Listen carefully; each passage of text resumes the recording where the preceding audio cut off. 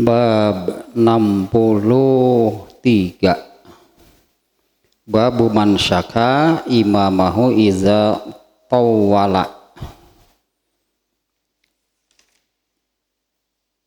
Ini dari bab berapa berarti kaitan korelasinya ya dengan bab-bab sebelumnya itu dari bab 60.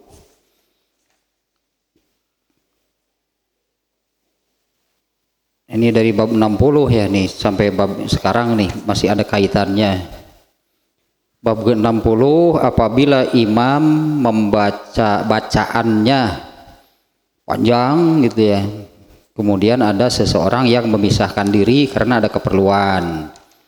Kemudian bab 61-nya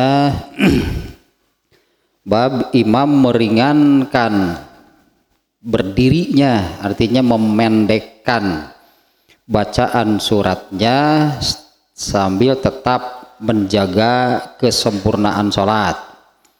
Bab ke-62 yang terakhir kemarin, bab apabila sholat sendiri maka mau sepanjang apapun silahkan, gitulah ya. Nah sekarang ini bab mengadukan imam apabila sholatnya terlalu panjang. Yang mengadukan imam apabila sholatnya terlalu panjang. Ternyata di bab ini ada dua hadisnya, di mana kedua hadisnya itu sudah dimuat sebelumnya, yaitu tentang ya ini kan judulnya ya, bab melaporkan imam apa iza tawwala apabila sholatnya terlalu lama gitu ya, terlalu panjang berarti bacaan suratnya. Nah, karena lama dan sebentarnya sholat itu dari sana, dari panjang dan pendeknya membaca surat. Nah, dua hadis yang ada di dalam bab ini ya, pada bab yang mulai dari bab 60 tadi ini. Hadis pertama di bab 60 yaitu Mu'adz bin Jabalnya yang membaca suratnya terlalu panjang sampai ada makmum yang mengundurkan diri, memisahkan diri dari sholat berjamaah lalu sholat sendirian, menyelesaikan sholatnya sendirian. Ternyata itu kan jadi isu besar, jadi masalah besar. Rasulullah SAW marah besar dengan kejadian tersebut. Kemudian hadis yang kedua, hadis ada seorang anak yang lapor juga kepada Rasulullah SAW bahwa dia tidak akan menghadiri lagi, tidak akan ikut lagi sholat berjamaah. Ini pun dengan alasan imam membaca suratnya terlalu panjang. Itu di hadisnya di bab 61. Nah sekarang bab ke-63 dari kejadian-kejadian tersebut. Nah Imam Bukhari memunculkan bab mengadukan imam iza tawwala apabila terlalu panjang. Nah ini berkaitan dengan bab sebelumnya yang kasusnya demikian, kejadiannya demikian, dan dua hadisnya pun sudah dimuatnya. Satu Mu'adz kasusnya imamnya yang bacaan suratnya terlalu panjang, kemudian satu lagi kejadiannya itu kalau Mu'adz salat isya, satu lagi imamnya Ubay bin Ka'ab, kejadiannya ini sholat subuh. Nah, memang ada perbedaannya, tidak persis sama redaksi hadisnya. Nah, tapi juga sedikit nih ya, bukan di luar sih, sedikit ke hadis yang lain. Kalau ya kasus yang ini Sa'ad bin Abi Waqqas. Sa'ad bin Abi Waqqas itu seorang sahabatnya yang masuk Islamnya termasuk yang paling awal. Di zaman Umar bin Khattab dijadikan gubernur. Nah, Sa'ad bin Abi Waqqas ini salah seorang sahabat. Ya salah seorang sahabat ya dari 10 orang sahabat yang dipastikan masuk surga tanpa hisab. dengan status tersebut mustahil kalau sholatnya bermasalah. Nah, tapi ketika menjadi gubernur di Kufah, nah ada yang mengadukan, tapi ini fitnah, hanya ini tuhmah, bukan fitnah sebetulnya kalau dalam bahasa Arab mah. Ini tuhmah, tuduhan kebohongan yang dimunculkan untuk menjatuhkan Sa'ad bin Abi Waqqas. Ya, dengan mengatakan banyak hal jadi jelek-jelekan lah pokoknya. Alah, kemarin itu siapa namanya, Usamah bin siapanya yang memunculkan tuduhannya, ternyata kan di apa namanya, di konfirmasinya Umar bin Khattab mengutus beberapa utusan. Ternyata ya namanya juga tuduhan, tuhmah ya. Semuanya mengatakan tidak ada masalah. Nah, sampai ke urusan sholatnya kan di apa namanya, yang melaporkan, yang memunculkan tuduhan kebohongan, kepalsuan bahwa Sa'ad bin Abi Waqqas sholatnya tidak benar. Nah, Sa'ad bin Abi Waqqas mengklarifikasi kepada Umar bin Khattab, yang saya lakukan itu adalah sholatnya Rasulullah SAW. Karena Sa'ad bin Abi Waqqas pasti menjadi imam di sana.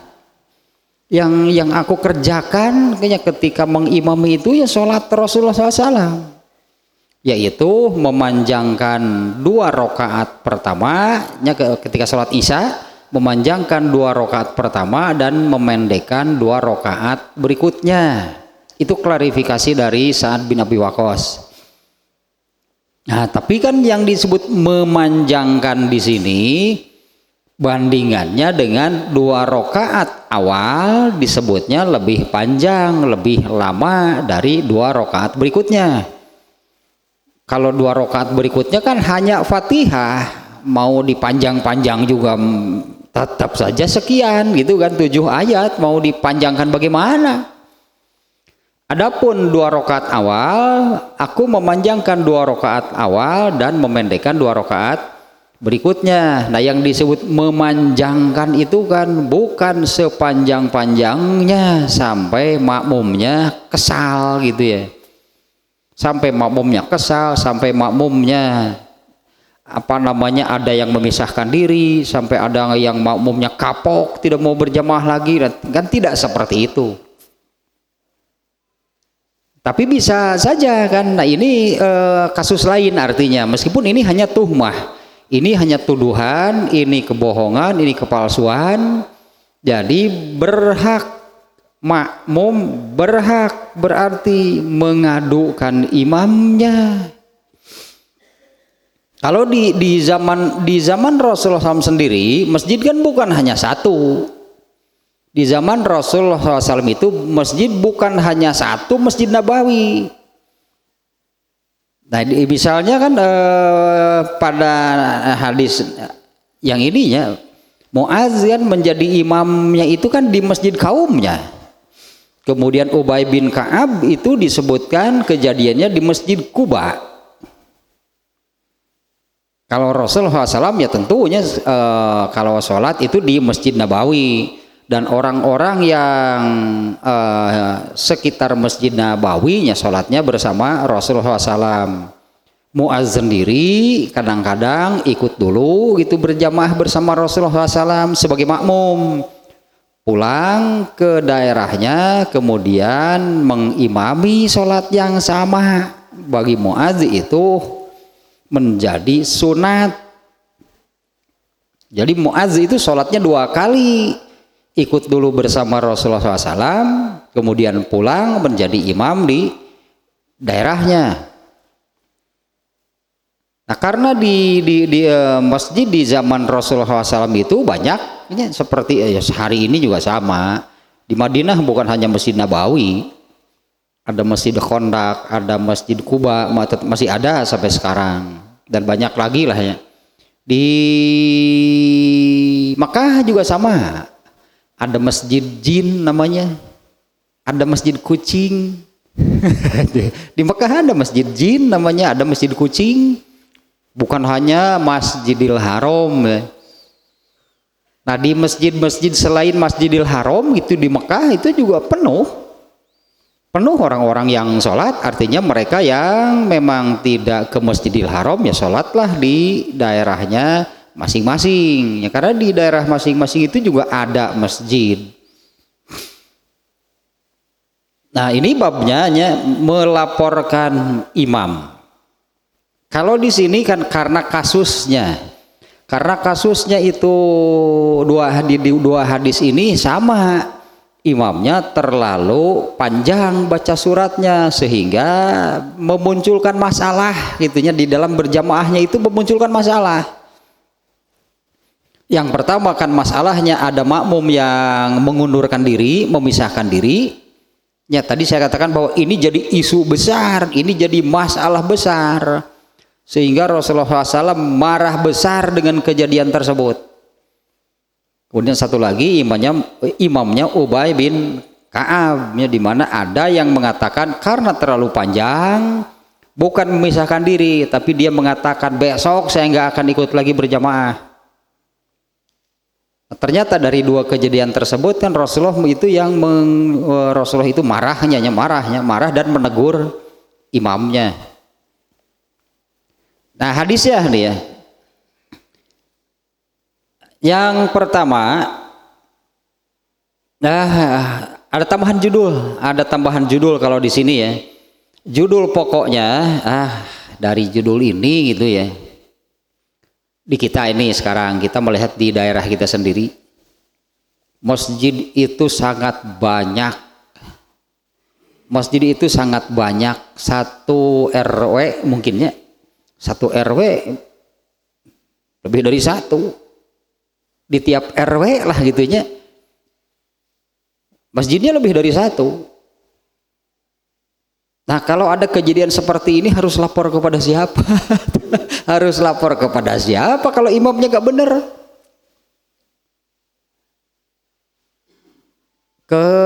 Sebetulnya kepada yang berwenang ya. Sebetulnya kepada yang berwenang itu kan, yang berwenangnya siapa gitu, yang berwenangnya kalau di kita kan dibentukan DKM lah gitu, pokoknya yang apa-apa tentang masjid ini kan DKM. Kalau sekarang singkatannya apa? Dulu mah Dewan Keluarga Masjid, Dewan Kemakmuran Masjid. Wah berat jadi ketua DKM itu, berarti ketua DKM kalau ya, dan jajarannya lah, berarti para pejabat gitu yang DKM ini, Dewan Kemakmuran Masjid ini kan bertanggung jawab sebetulnya kan tentang kemakmuran masjid. Sementara masjid yang makmur itu yang bagaimana? Ya, masjid yang disebut memakmurkan masjid itu ya seperti apa, bagaimana? Kebanyakan ini ya, ini realita nih. Kebanyakan merasa memakmurkan masjid itu kalau bisa membuat bangunan masjidnya menjadi megah dan saldo besar. Dan saldonya besar. Ayo terus diumumkan. Semakin besar saldonya gitunya, DKM itu merasa ya itulah memakmurkan dan merasa berprestasi tentang masjidnya. Kalau masjidnya itu bangunannya menjadi megah, kemudian saldo besar.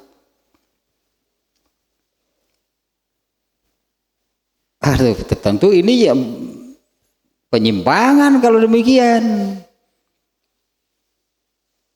Karena masjid itu nih, dari ini saja nih ya, ini agak di luar masalah ini ya. Yang pertama gitulahnya, banyak tentu tentang hadis tentang masjidnya, diantaranya banyak hadis yang membicarakan aturan masjid. Sangat banyaknya aturan hadis-hadis berkaitan dengan masjid. Di antaranya yang pokok lah gitu ya. Yang pertama Rasulullah SAW menyabdakan innamal masajidu buyutullahi fil ard. Hanyalah masjid itu, semua masjid berarti semua masjid itu adalah rumah milik Allah yang ada di bumi. Status masjid itu adalah milik Allah. Kalau nama bebas lah. Itu biasa. Nama mah bebas. Karena masjid itu didirikan ada yang patungan, apa namanya, patungannya banyak yang infak sodakoh lah gitu untuk membangun masjid. Sehingga masjid ini kan ini apa namanya, sebutlah sumbangan infak sodakoh dari bisa ribuan orang. Ada juga kan kalau orang yang memang punya uang besar membangun masjid sendiri, tanah miliknya, yang membangun juga dia sendiri uangnya, tidak tercampur dengan uang orang lain. Lalu masjidnya diberi nama dengan nama dirinya, boleh silahkan masjid. Masjid di Mekah juga nggak ada namanya, karena Al-Masjidil Haram itu bukan nama, itu sifat. Ya, masjid yang di Mekah itu nggak ada namanya. Ya, emang namanya Masjidil Haram itu bukan. Al-Masjidil Haram itu artinya masjid yang mulia.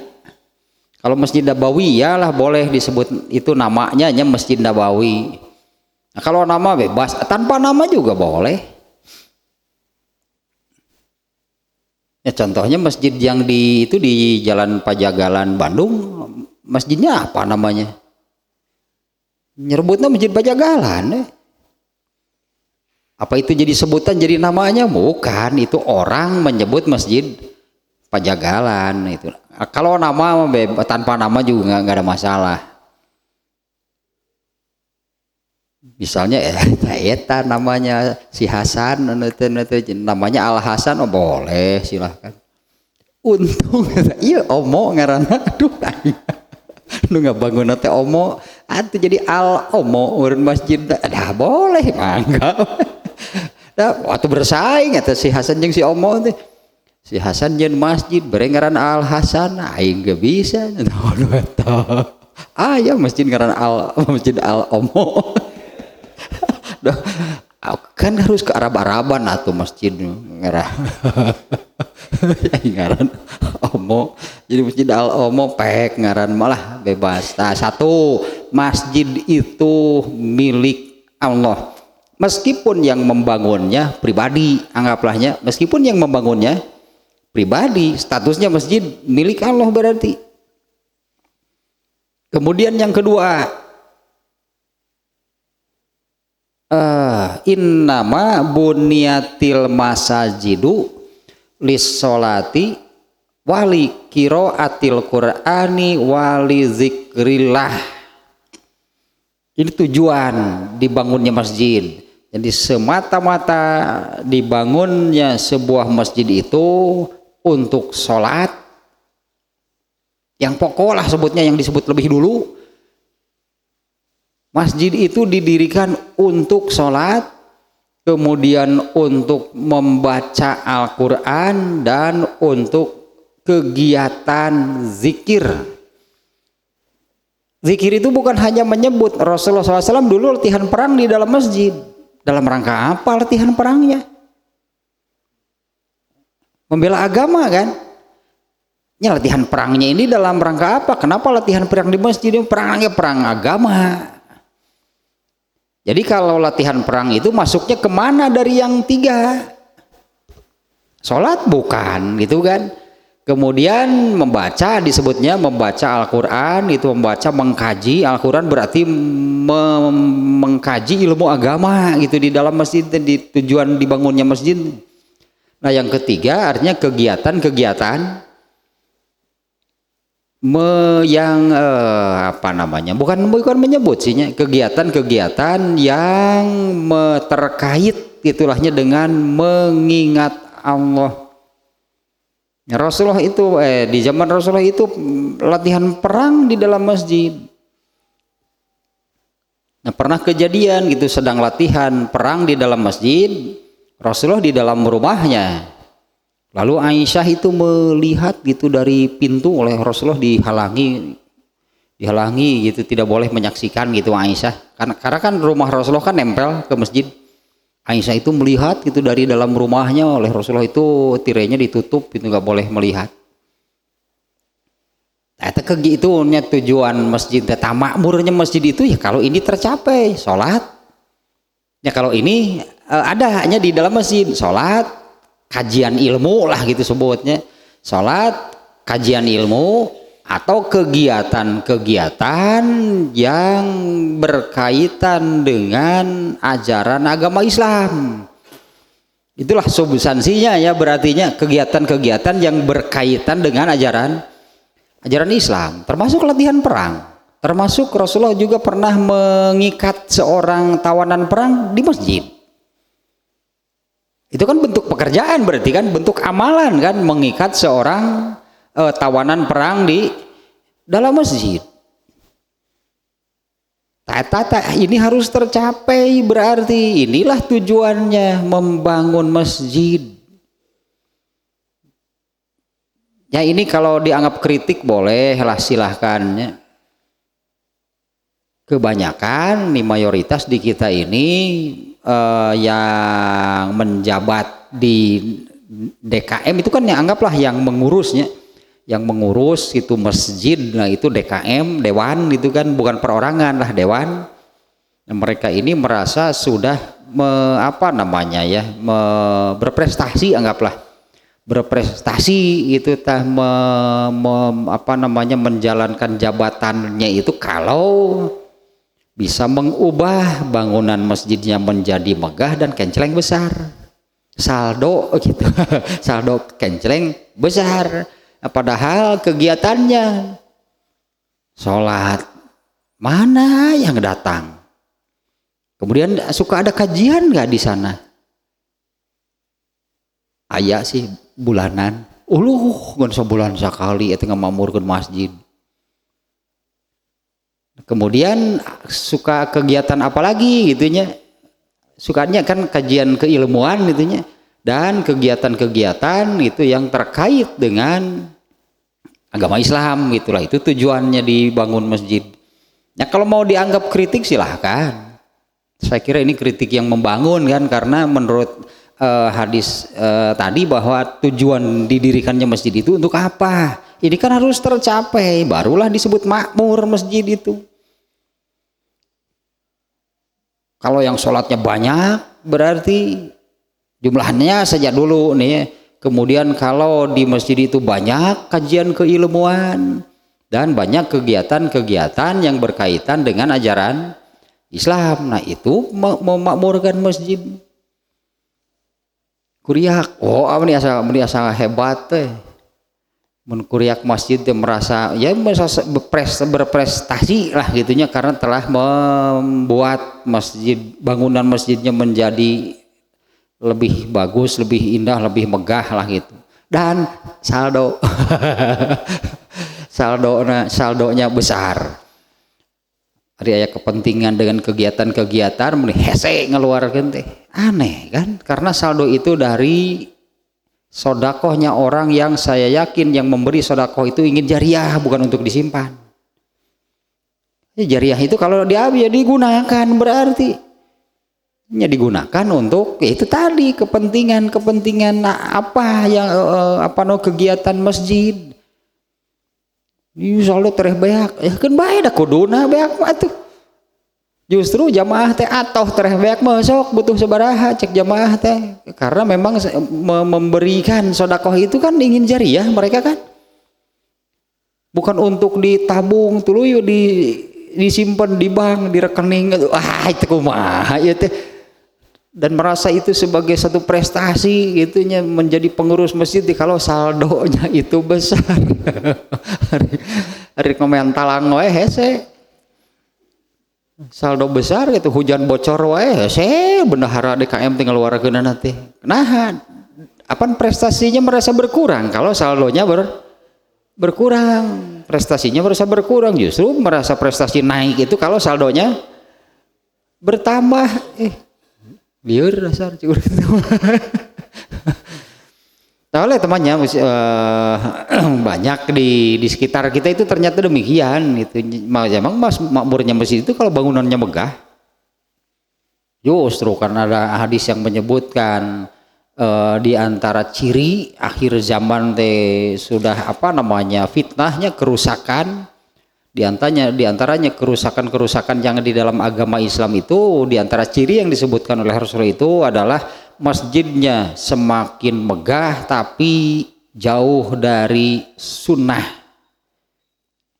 Justru memperparah kerusakan. Itu tarik itu bener nggak? Itu memperparah kerusakan. Di antara ciri kerusakan di dalam Islam ini adalah itunya berlomba-lomba membangun masjid, masjidnya semakin megah tapi isinya jauh dari sunnah, dari ilmu.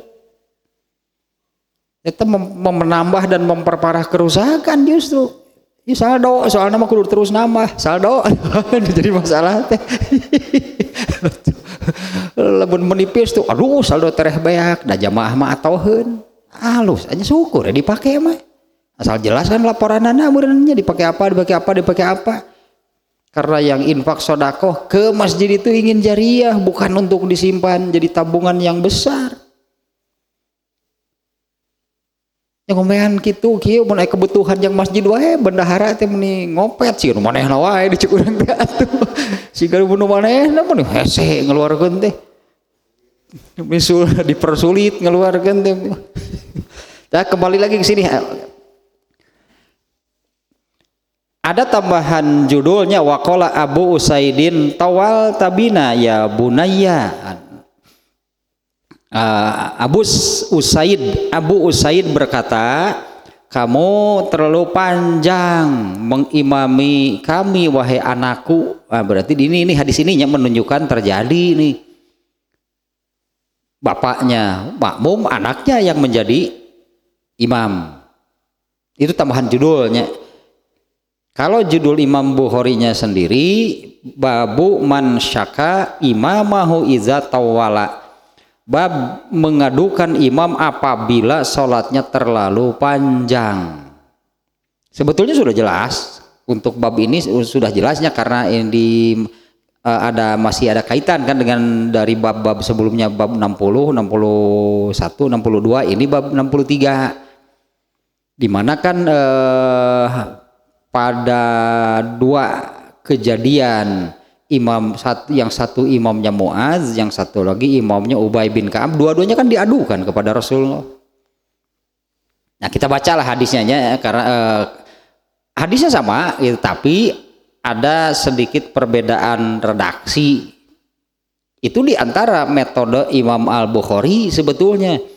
Kalau memuat hadis yang sama, redaksi hadisnya tidak pernah sama, demikian juga dengan sanadnya. Padahal satu hadis itu ada yang oleh Imam Bukhari itu dimuat di beberapa bab sampai puluhan. Ada satu hadis yang dimuat sampai 24 bab, berarti hadis ini ada di 24 tempat. Tapi hadis yang satu ini beda-beda semuanya. Sanadnya juga beda. Nah, kalau itu bagian mustalah hadis lah, bagian ilmu hadisnya gitu. Sanadnya juga tidak pernah ada yang sama. Nah sekarang hadis nomor 1. An Abi Mas'udin radhiyallahu anhu qala rajulun ya Rasulullah innila ata'akharu anis sholati fil fajri mimma yutilu bina fulanun fiha. Fagodiba Rasulullah sallallahu alaihi wasallam ma ra'aituhu godiba fi maudhi'in kana asyadda godoban minhu yauma izin. Summa qala ya ayuhan nas inna minkum munafirina faman amman nasa falyatajawwaz fa inna khalfahu dha'ifa wal kabira wa zal hajah. Nah ini kasus imamnya Ubay bin Ka'ab, kejadiannya salat subuh. Ini yang pertama dari Abu Mas'ud radhiyallahu anhu, ia berkata, seseorang berkata kepada Rasulullah SAW, ya Rasulullah, ya wahai Rasulullah, inilah at-ta'akharu anis sholati fil fajri, saya tidak akan mengikuti sholat subuh. Inilah at-ta'akharu anis sholati fil fajri, saya tidak akan mengikuti sholat pada waktu subuh atau sholat subuh. Mimma yutilu bina fulanun fiha, karena ini orang ini kan menyebutkan alasannya ya.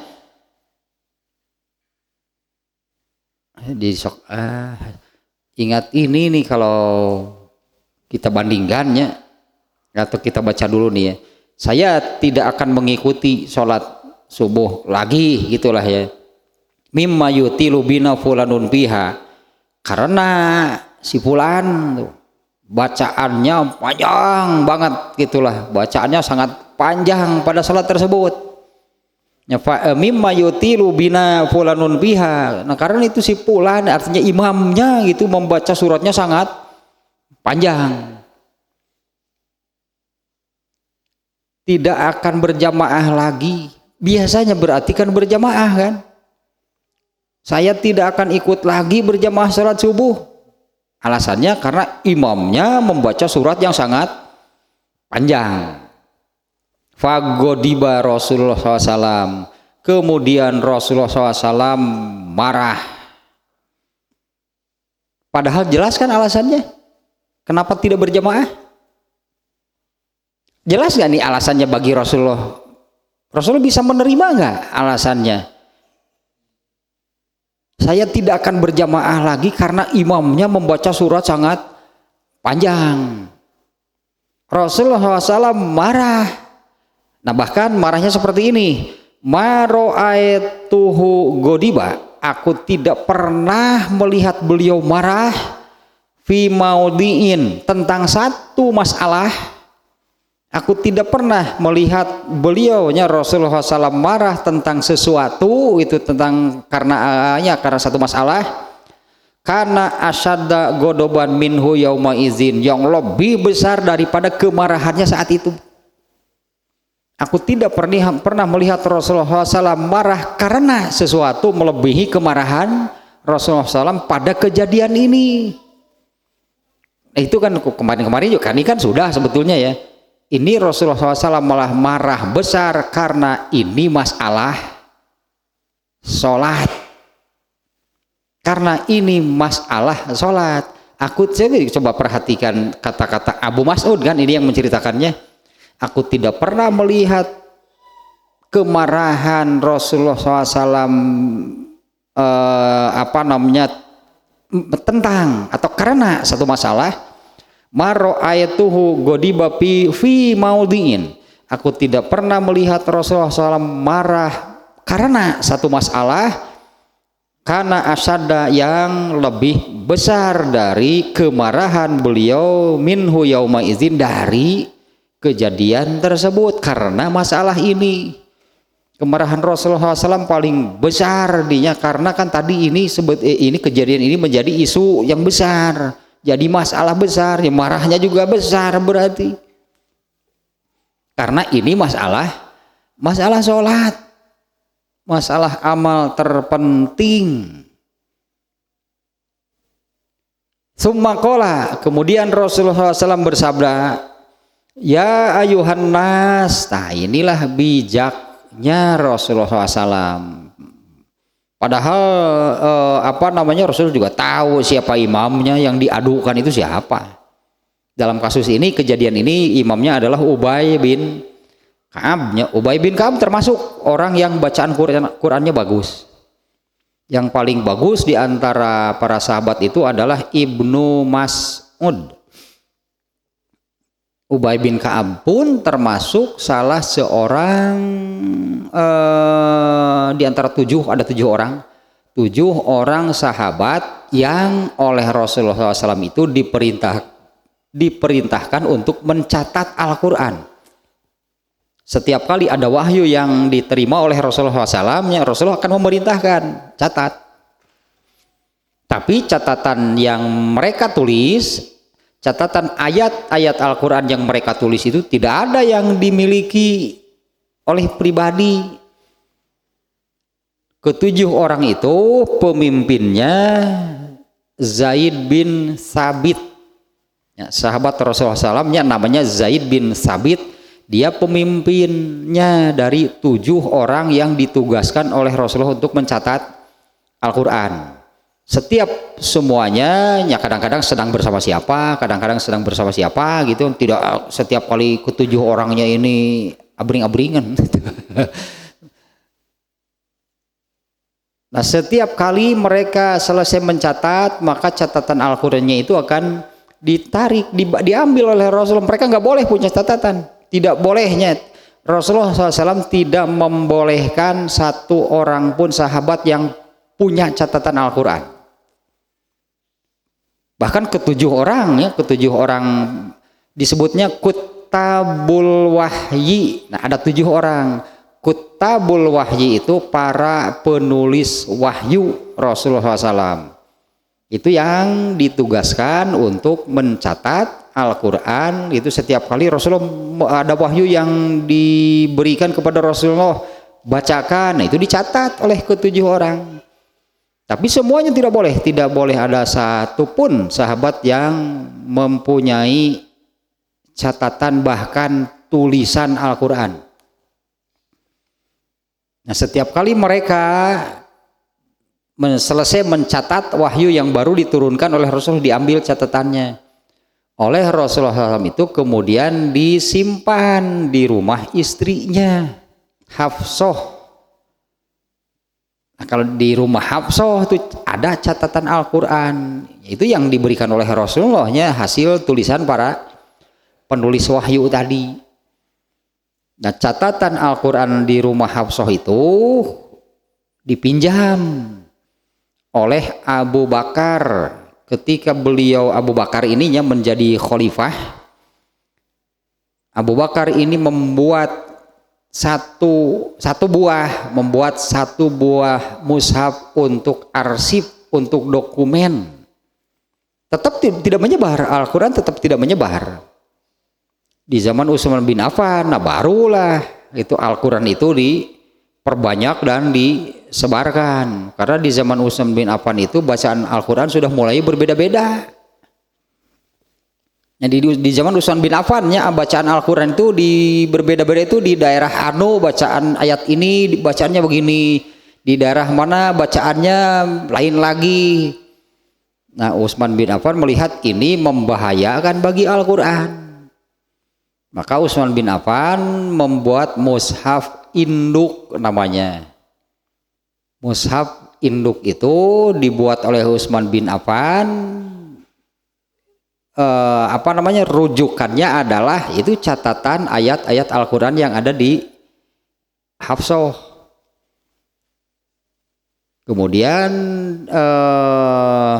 semua ayat Al-Qurannya yang adanya, semua ayat Al-Quran yang ada di berbagai daerah oleh Utsman bin Affan diambil lalu dimusnahkan, dibagikanlah mushaf. Yang mushaf ini hasil meniru dari catatan ayat Quran yang ada di Hafsah. Jadi seragam Al-Quran itu sampai sekarang. Itu Utsman bin Affan yang melakukan demikian. Nah, diantaranya Ubay bin Ka'ab nih, ya, bacaan Qurannya bagus. Tapi kalau berjamaah sholat subuh panjangnya keterlaluan. Ini yang jadi masalah kan di hadis ini. Sampai ada seseorang yang mengatakan, lapor nih kepada Rasulullah. Kan orang ini langsung berkata kepada Rasulullah, tadi kata Abu Mas'ud, ada seseorang yang berkata kepada Rasulullah SAW, wahai Rasulullah, aku tidak akan ikut lagi sholat berjamaah subuh. Mimma yutilu bina fulanun fiha. Nah, karena imamnya membaca surat yang sangat panjang. Rasulullah kemudian marah besar. Ini sebetulnya untuk babnya sekarang ini sudah jelas ya, dengan hadis ini kan sudah jelas orang ini melaporkan. bacaan imamnya yang terlalu panjang. Nah, kalau untuk ke babnya sekarang itu wajhul istidlalnya atau dari hadis ini itunya yang menunjukkan kepada kesimpulan boleh melaporkan imam kalau imamnya bermasalah. Itunya kalau imamnya bermasalah. Seperti yang tadi kasus Sa'ad bin Abi Waqqas juga laporkan sholatnya nggak benar, meskipun yang melaporkannya ini tuhmahnya bentuknya tuduhan, itulah fitnah, kebohongan, kepalsuan. Ternyata orang ini memang orang yang bermasalah. Dia ingin menjatuhkan Sa'ad bin Abi Waqqas. Akhirnya Sa'ad bin Abi Waqqas kan dihentikan oleh Umar bin Khattab. Didoakanlah oleh Sa'ad bin Abi Waqqas sing panjang umur. Orang yang memfitnahnya itunya sing panjang umurna, panjang oge kemiskinannya dan rusak amalnya. Itulah intinya matanya doa nantinya, panjang umurnya, panjang juga penderitaannya dan rusak amalnya. Dan benar memang kejadian Sa'ad bin Abi Waqqas dilawan. Sa'ad bin Abi Waqqas atau bahasa orang namanya diheureyan gitu. Wani itu kalau Sa'ad bin Abi Waqqas itu Sa'ad bin Abi Waqqas teh salah seorang sahabat yang dipastikan masuk surga tanpa hisab. Lalu dituduh sholatnya nggak bener. Nah, kembali lagi ke sini nih. Dari hadis ini ya, dari redaksinya yang lanjutkan dulu atau terjemahnya. Tadinya Abu Musa nih yang mengisahkan hadis ini mendengar pengaduan demikian Rasulullah SAW marah. Kata Abu Mas'ud, aku tidak pernah melihat kemarahan Rasulullah SAW karena satu hal. Karena satu masalah lebih besar dari kemarahan beliau pada kejadian ini. Summa qala, kemudian beliau bersabda, ya ayuhan nas, tak ieu nya disebut bijaksana. Rasulullah tidak menyebut nama. Padahal sudah jelas Rasul juga tahu kan yang dilaporkannya ini siapa. Ubay bin Ka'ab darinya. Tapi Rasulullah menyabdakan, ya ayuhan nas, wahai orang-orang, inna minkum munafirin. Wah, bahaya nih sebutan Rasulullah, inna minkum munafirin. Sesungguhnya di antara kalian ada yang membuat orang-orang menjauh. Itulah terjemah harfiah namanya, ada di antara kalian ada yang membuat seseorang lari menjauh, ada di antara seseorang yang membuat orang lain kabur. Kalau kabur dari sholat itu pun bahayanya. Kabur itu berarti nanti akan menjauhi banyak hal gitu di dalam Islam. Ini bahasanya Rasul seperti ini, itunya inna minkum munafirin, itu di antara kalian itu ada yang menyebabkan orang menjauh dari Islam. Padahal ini kasusnya kan tentang sholat. Kalau tidak ikut berjamaah berarti itu kan sudah mulai menjauhi berjamaah. Mulai ini menjauhi berjamaah. Orang ini kalau tidak berjamaah berarti kan jadi sholat munfarid. Berarti kan orang ini kan tidak mau ikut berjamaah. Berarti kan jadi sholatnya jadi sendirian. Itu masalah besar bagi Rasulullah nih. Itu yang tadi terlintas itunya dalam pikiran saya seperti dari hadis ini. Bagaimana kalau tidak ada alasan lalu sengaja sholatnya sendirian? Bandingkan dengan hadis ini nih. Rasulullah sampai marah ketika ada orang yang padahal kan ada alasan. Ada alasan dan Rasulullah tidak menyalahkan si orang yang lapor tadi. Rasulullah tidak menyalahkan orang yang saya tidak akan mau lagi ikut berjamaah. Rasulullah nggak menyalahkan, dia mengatakan demikian. Karena alasannya jelas kan. Karena imamnya kalau berjamaah itu baca suratnya sangat panjang dan isi tegurannya pun bukan kepada orang yang mengatakan saya tidak akan berjamaah. Rasulullah menegur, inna minkum munafirin, di antara kalian ada yang menyebabkan orang-orang menjauh ini dari sholat berjamaah. Menjauh itu kan dari, kalau sudah menjauh dari sholat yang menjauh dari ajaran Islam sebetulnya. Ya bandingkanlah dengan bagaimana kalau tidak ada alasan, tidak apa-apa, malah sengaja tidak ikut sholat berjamaah. Kalau kejadian demikian yang dimarahi siapa oleh Rasulullah? Kalau kejadiannya ada yang ini kan kejadiannya anggaplah belum, sebetulnya ini belum terjadi. Orang ini baru mengatakan besok saya nggak mau lagi berjamaah. Rasulullah marah besar. Yang dimarahi siapa? Kan marah besar. Tadinya dari kata-kata Abu Mas'ud, aku tidak pernah melihat kemarahan Rasulullah sedemikian. Sungguh tentu gitu. Rasulullah mun geus ngamak. Kalem temu nyarekan. Aku tidak pernah melihat kemarahan Rasulullah sedemikian besarnya dibandingkan dengan yang Abu Mas'ud lihat pada kejadian ini. Yang dimarahi siapa? Imamnya.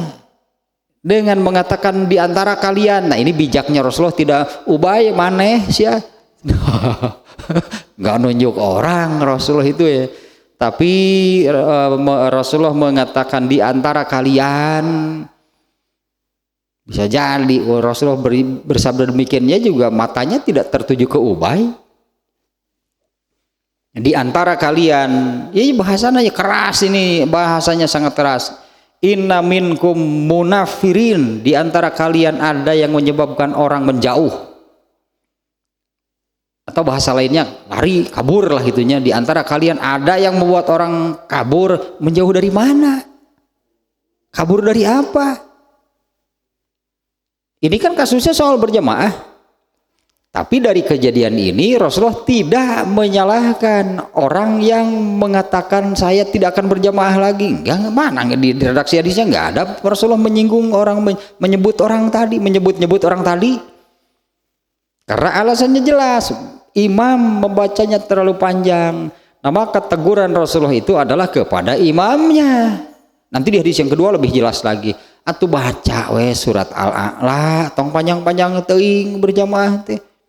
Jangan abong-abong apal Al-Baqarah, eta baca Al-Baqarah. Aduh, makmum banyak yang pingsan di belakang. Koma tadi sampai di sana. Wahai orang-orang benceng urang kan ieu dengekeun ku sararea gitu ieu teh gitunya mun bahasa urang malah kurang lebihnya.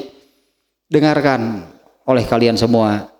Di antara kalian ada yang menyebabkan, ini bahaya besar memangnya, di antara kalian ada yang menyebabkan orang kabur, lari dari sholat berjamaah. Itu yang terlintas dalam pikiran saya. Andai lah, ayo mah berandai-andai we.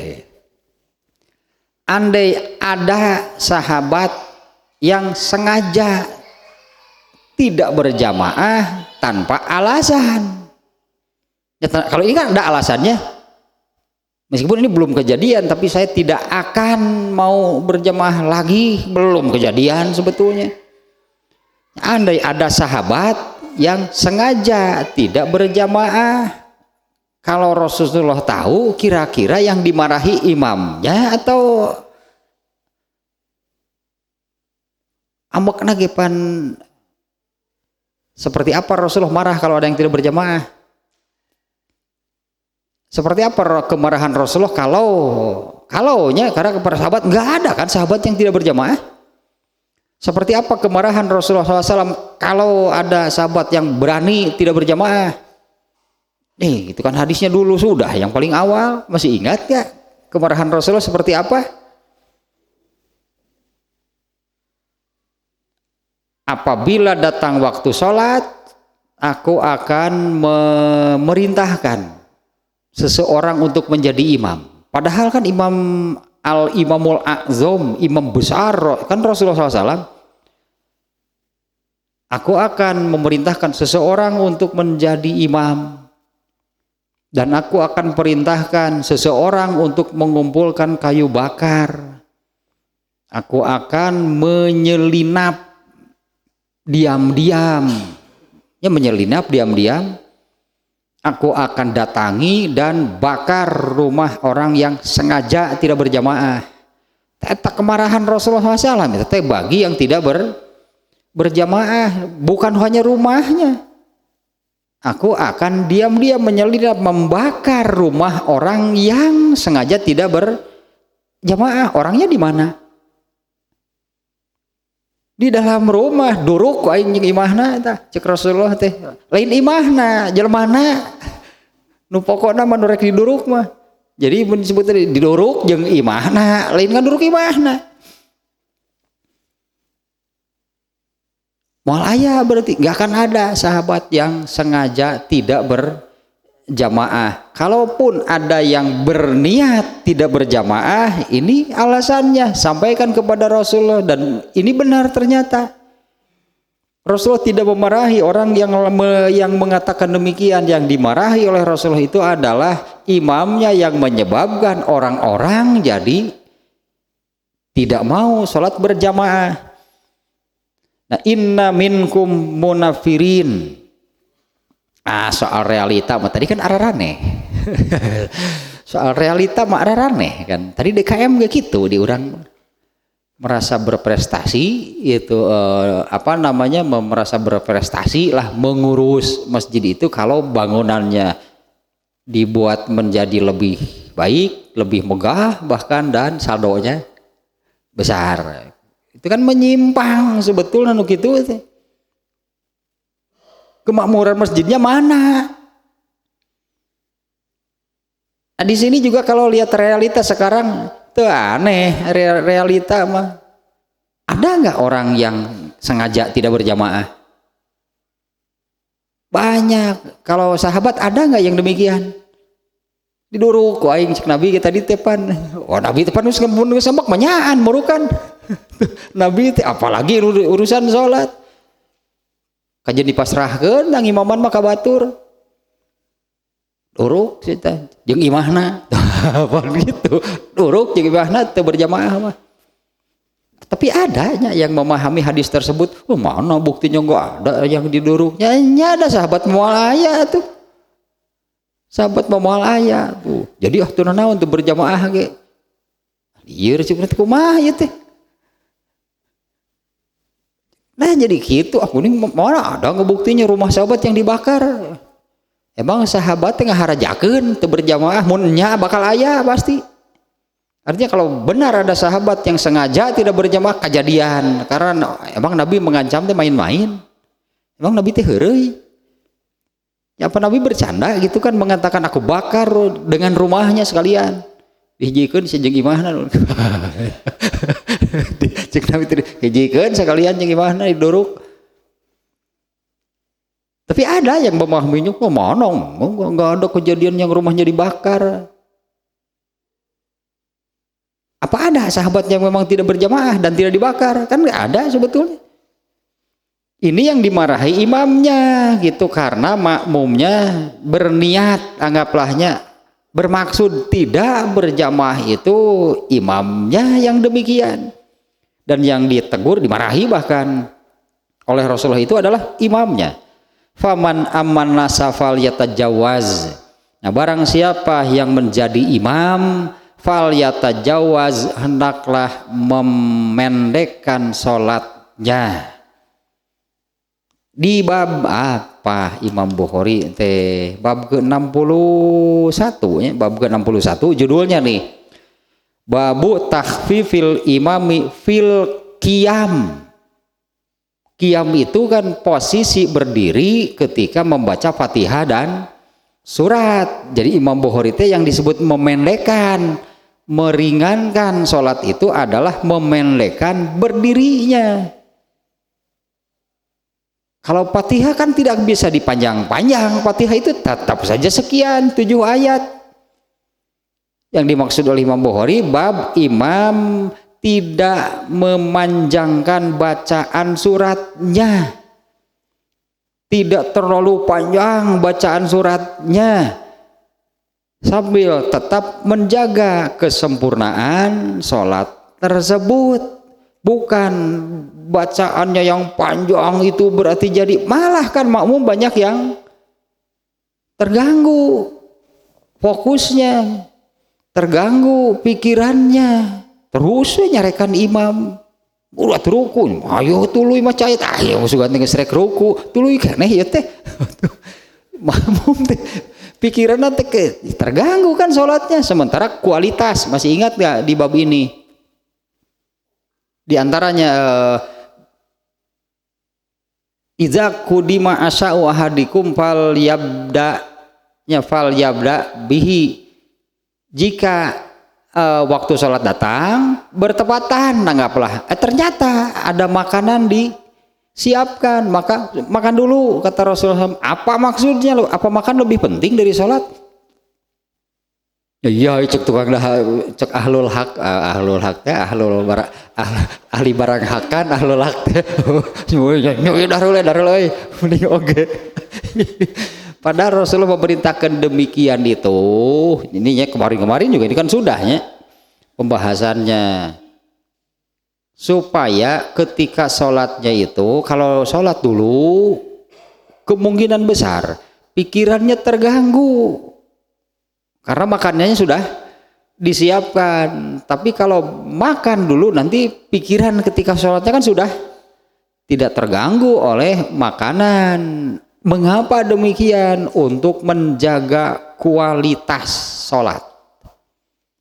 Ya, untuk menjaga kualitas sholat. Nah ini kan kualitas sholat imamnya makmumnya terganggu karena imamnya terus. Berarti kan makmum yang mengatakan dan melaporkan hal ini kepada Rasul, dia marah kepada imamnya berarti. Sampai mengancam, anggapnya sampai mengancam. Mau berjamaah doi. Berarti dia marah kan ya? Apa ketika dia berjamaah sholat imamnya panjang, semua benar sebutnya sholat lagi, karena terus saja dia itu kan memarahi imam. Apalagi kan disebut kalau kejadian Muaz bahkan membaca Al-Baqarah. Anggaplah makmum gak hafal Al-Baqarah teh atuh. Baca Al-Baqarah nepi ka 20 ayat. Sugan teh rek ngeusan di dinya terus keneh. Nepi ka aya 40. Siga nepi ka 40 lah meureun. Terus keneh nepi ka ayat 100. Rusak salatnya makmum. Rusak berarti kan salatnya makmumnya, makanya yang dimarahi imam. Faman amman nasa falyatajawaz, barang siapa menjadi imam maka ringankanlah sholatnya. Fa inna khalfahu dha'ifa. Nah ini juga kata-kata ini sudahnya di kemarin-kemarin nih. Karena di belakangnya atau di antara makmum itu kan ada yang lemah, wal kabiro ada yang sudah tua, wa zal hajah ada yang memiliki keperluan. Nah kalau bab sebelumnya bab 62 kan, apabila sholat sendirian mau sepanjang apapun terserah. Apabila sholat sendiriannya mau sepanjang apapun bebas, silahkan. Satu lagi hadisnya, ini juga hadisnya juga sudah nih ya. Kalau yang tadi itu kejadiannya sholat subuh, imamnya Ubay bin Ka'ab. Nah hadis yang kedua sekarang, nah ini yang hadisnya ini Muaz bin Jabal. Ini kita sekilas saja nih ya, bacanya nih. An Jabir bin Abdillahi al-Ansari qala, dari Abdullah bin dibalik. An Jabir bin Abdillah, dari Jabir bin Abdullah al-Ansari radhiyallahu anhu, qala dia berkata, Akbala rojulun bina dihaini, ada seseorang yang datang membawa 2 ekor unta. Waqad janahal lailu, Saat itu malam sudah, berarti ini Muaz mengakhirkan sholat isya nih. Ini kejadiannya isyanya dengan kata-kata ini nih. Waqad janahal lailu, sementara saat itu malam sudah cukup larut. Fawafaqa Muazan yusolli, orang tadi ikut sholat berjamaah bersama Muaz. Fataroka nadohahu, nah dia meninggalkan untanya di luar. Wa aqbala ila Muazin, ya kemudian dia ikutlah sholat berjamaah dengan Muaz.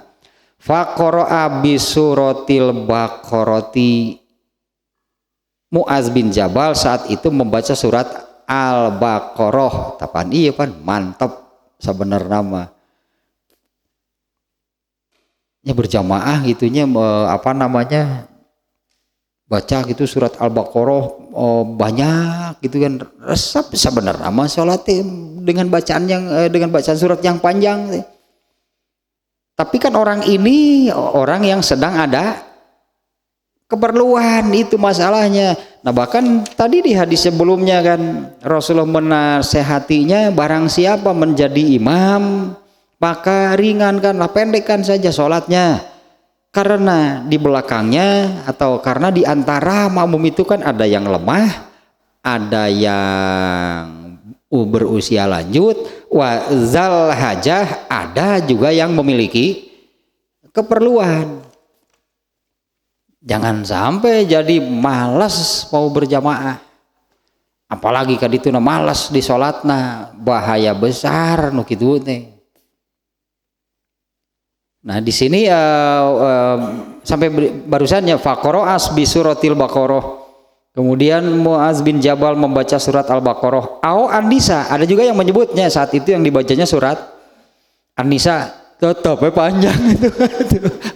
Al-Baqarah panjang. Untuk Al-Baqarah ada yang menyebutnya membaca surat An-Nisa sama saja panjang.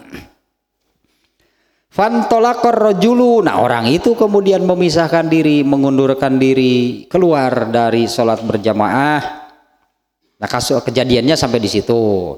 Fabalago anna Muazan nalaminhu, kemudian sampai kepada Muaz bahwa orang tadinya memisahkan diri, kemudian Muaz mengecam, Muaz mencela orang tersebutnya dengan mengatakan dasar munafik.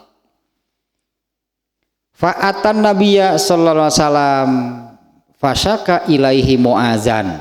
Nah orang tadi tahu bahwa Muaz mengatakan dan mengecam demikian. Fa'atan Nabiyya, kemudian orang itu datang kepada Nabi, fasyaka ilaihi Muazan. Ini sangat jelas nih wajhul istidlalnya, boleh mengadukan imam. Ini kata-kata di sini, orang itu datang kepada Nabi SAW kemudian mengadukan Muaz. Ini kan yang dimunculkan, dijadikan judul oleh Imam Al-Bukhari. Realita, kembali dengan realita hari ini di sekitar kita. Kumaha soal ieu. Makmum kalau mau mengadukan imamnya kepada siapa? Ke presiden? Ke Pak RW? Kasah aja ngelaporkan imam ya. Karena ini kan hanya contoh kasus ya. Kalau tadi meskipun itu tuduhan, tuhmah, fitnah, kebohongan, kepalsuan, orang Kufah melaporkan Sa'ad bin Abi Waqqas kepada Umar bin Khattab, kan bukan soal terlalu panjang kan sholatnya. Gak benar gitu lah sholatnya, itu benar tuh, terbalik sholatnya ke. Kok jadi masalah besar sampai dipanggil oleh Umar bin Khattab, sampai dihentikan. Sa'ad bin Abi Waqqas dihentikan dari jabatannya sebagai gubernur Kufah. Hanya itu, bukan hanya itu yang diadukannya, sholatnya tidak benar. Sehingga klarifikasi dari Sa'ad bin Abi Waqqas kepada Umar bin Khattab itunya, yang aku kerjakan ini adalah sholatnya Rasulullah. Itu ya rada ngamalkan hadis, ya rada hese ya lapor ka saha ya. imamnya. Kalau dulu mungkin imamnya terlalu lama, kalau sekarang malah terlalu imamnya sekarang malah terlalu cepat, tapi ke hampir dijongklok lah orang teripu. Biasanya nyantai lah gitu, nyantai gerakannya kalem. Ini kan harus mengikuti imam, hampir ditotog. Itu biasa tuh dengan gerakan secepat itu. Tapi hampir ditotog. Dari i'tidal ke sujud soalnya kan rusuh ngudag imam, sudah ketinggalannya sudah cukup jauh, ngudag imam lebih hampir cilaka sholat ngeripuh sholat mau berjamaah eta nu bahaya kasaha ngalaporkeun imam lah ka DKM sebetulnya mah laporkeun ke ketua DKM. Fa'atan Nabi, nah kata-kata ininya yang sangat jelas dengan kata-kata fa'atan Nabi sallallahu alaihi wasallam, orang itu kemudiannya datang kepada Nabi sallallahu alaihi wasallam fasyaka, kemudian mengadukan ilaihi kepada Rasulullah SAW Mu'adzan, dia mengadukan Mu'adz sebagai imam kan, dia mengadukan Mu'adz sebagai imamnya. Faqala Nabi SAW, kemudian Nabi SAW menyabdakan, ya Mu'adzu fa'afatanun anta au afatinun anta salah samar mirorin. Rasul kemudian menegur, wahai Mu'adz, apakah kamu, bahasanya kalau yang tadi kan munafirin ya, menjauhkan, ini sama nih, apakah kamu mau merusak, fitnah merusak kerusakan, afatanun anta, apa kamu mau membuat kerusakan? Ini kata-kata dari nabinya ya, apakah kamu mau membuat kerusakan, kekacauan gitulahnya. Dan beliau mengatakan demikian sampai 3 kali. Falaula sholaita, kenapa kamu tidak mengimami dengan membaca? Nih Rasulullah di sini menyebut ayatnya. Kalau di hadis yang sebelumnya kan Rasulullah menyebutnya bi ausatil mufassal. Itu kan ya, surat mufassal itu surat yang tidak terlalu panjang kan. Di sini Rasulullah menyebut nih, kenapa kamu tidak mengimaminya dengan membaca bi sabbihisma rabbika, surat Al-A'la. Atau padahal mah surat eta cek Nabi teh Al-Baqarah karunya tuh atuh batur karunya makmum anu geus oyah salat teh geus teu kuat urang cangkeul. Bisa jadi mungkin ada juga nya yang dari berdiri kemudian tidak kuat duduk gitu kan, henteu we bisa keluar mah. Ini yang keluar nih sampai dia yang dikecam gitunya, dimaki oleh Mu'adz. Nah Rasulullah memerintahkan seperti ini, falawala sholaita bi sabbihisma rabbika. Kenapa kamu tidak mengimaminya dengan membaca surat Al-A'la, wasyamsi wa duhaha. Tuh disebut nih surat-suratnya, atau surat ini asyamsnya surat wasyamsi wa duhaha, atau walaili iza yagsha, atau surat Al-Lail. Ta etan disebut ausatil mufassal teh sakitu, paling jumlah ayatnya tidak terlalu banyak dan pendek-pendekan ayatnya. Nah, kenapa kamu tidak mengimaminya dengan membaca surat 1 Al-A'la? Ini di sini disebut, yang disebut oleh Rasulullah, atau asyamsnya wasamsi waduhaha, atau walaili iza yagsha. Kan enggak terlalu panjang kan yang disebut oleh Rasulullah di sini, surat-surat yang tidak terlalu panjang, jumlah ayatnya juga tidak terlalu banyak, ayatnya pun pendek-pendek. Fa innahu yusolli waro'aka. Nah karena ada orang yang sholat di belakang kamu itu, karena di antara makmum lah itunya, di belakang kamu itu ada al-kabiru waddo'ibu wa zulhajjah. Ada orang yang sudah tua, ada orang yang lemah, ada juga orang yang memiliki keperluan. Tapi kan pelajarannya dari sini nih ya. Pelajarannya dari sini, kalau ada imam yang memang hafal banyak surat dan panjang, nah berarti Rasulullah menegurnya jangan terlalu panjang. Tapi substansinya yang lebih penting apa? Bukan soal panjangnya, tapi jangan sampai membuat makmum marah. Jangan sampai membuat makmum kesal. Jangan sampai, ini tegurannya serius nih. Jangan sampai fattanun, imam itu malah membuat kerusakan. Imam itu malah mengacaukan. Bisa jadi kan akibatnya sama, sampai ada makmum yang tidak lagi mau berjamaah karena imamnya si anu. Kan alasannya tidak mesti sama kan?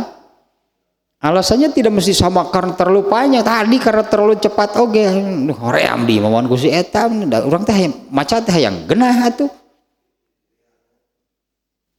Makanya jadi substansinya bukan soal panjangnya.